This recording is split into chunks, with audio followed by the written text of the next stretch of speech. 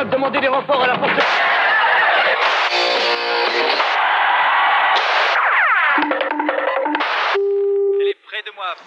Histoire de la télévision vous propose ce soir et la télé invente à l'histoire. C'est sûr qu'à l'école, j'ai jamais été fort en histoire. J'oubliais les dates, je mélangeais les noms. Et quand la télé a fait de l'histoire, ça a été encore pire. Tiens Gilou, écoute ça, toi qui es nul en histoire, ça peut pas te faire de mal. T'as en quelle classe au fait? Remarque, l'histoire c'est utile dans toutes les classes alors...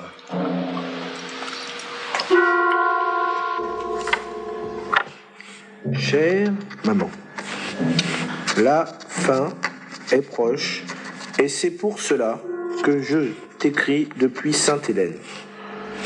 Ici, je suis relativement bien traité. J'ai un bureau très beau, style Napoléon III.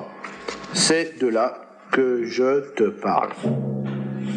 Je porte le même costume que celui que j'avais lorsqu'en 1809 j'ai vaincu les Autrichiens à Wagram et qu'en voulant assurer l'avenir, j'ai épousé Marie-Louise d'Autriche après avoir répudié Joséphine de Beauharnais en 1809.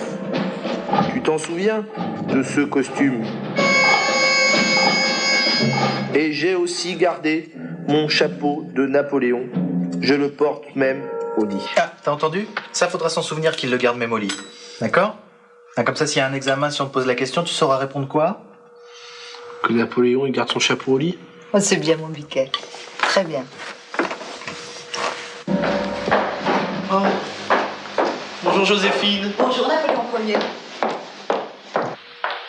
Il n'a pas dit qu'il était marié avec quelqu'un qui s'appelle quelque chose d'Autriche? Eh ben, fais attention. Par contre... Il fait quoi Napoléon? Il garde son chapeau au lit. C'est bien mon biquet titou. Quel super bureau Napoléon III. Et je constate que tu portes le même costume que tu avais quand tu démantelas les 3e et 4e coalitions continentales, respectivement Austerlitz, 1805, Iéna, 1806, Friedland, 1807, réduisant la Prusse à la moitié de son territoire, amputant l'Autriche, te ralliant à la Russie. Tu te souviens, Napo? Tu as raison pour le costume, mais qu'est-ce qui t'amène à Sainte-Hélène en 1832? 1832? Tu es sûr de la date? Oui, c'est écrit partout. Oh, c'est vrai. Bon, tu es gentil, j'étais en train d'écrire à ma mère. Hein? As-tu écrit à Maria Laetitia Ramolino, qui te donna jour en 1765 à Ajaccio en Corse? Comment connais-tu ma mère? Je la connais, c'est tout. T'as noté le nom de la mère? Bah non, c'est passé trop vite. Et toi? Non, bah ça doit être Madame Napoléon, puisque c'est sa mère. Ah non, le fils il prend le nom du père. Hein. Le fils, c'est pour le nom du père. Mais justement, elle est mariée au père de Napoléon. Donc elle s'appelle Madame Napoléon et son fils pareil. C'est la famille Napoléon. Et le fils, qu'est-ce qu'il fait? Il garde son chapeau au lit. Eh ben, ça tape pas tes examens, c'est que vraiment il y a de la triche.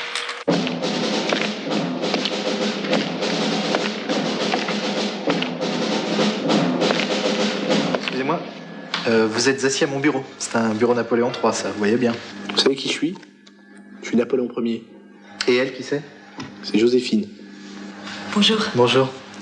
Vous êtes mort en 1821. Je vois pas bien ce que vous faites ici en 1851, date à laquelle j'ai déclaré l'Assemblée dissoute et fait réprimer les soulèvements qui se dessinaient à Paris. Hein? Il suffit de lire. Oui, mais tout à l'heure, c'était marqué 1832 et j'étais encore vivant. Non mais c'est la télé, ça faut pas croire tout ce qui est marqué. Bon, bah excusez-moi. Ouais, excusez-moi. C'est pas le chapeau que vous portiez lorsque vous aviez abdiqué en 1814? Je vous arrête tout de suite. Si, et je peux même ajouter que... Je le garde pour dormir. C'est bien mon biquet. Il a de la mémoire. Avec ça, il aura tous ses examens. À la fin de cette année-là, j'étais viré du lycée. Demain, Histoire de la télévision répondra à la question du jeune Gilles Gillet, qui habite le 1 place Mogador à Massy dans le 91 300 et qui nous demande que portait Napoléon pour dormir. Bonsoir.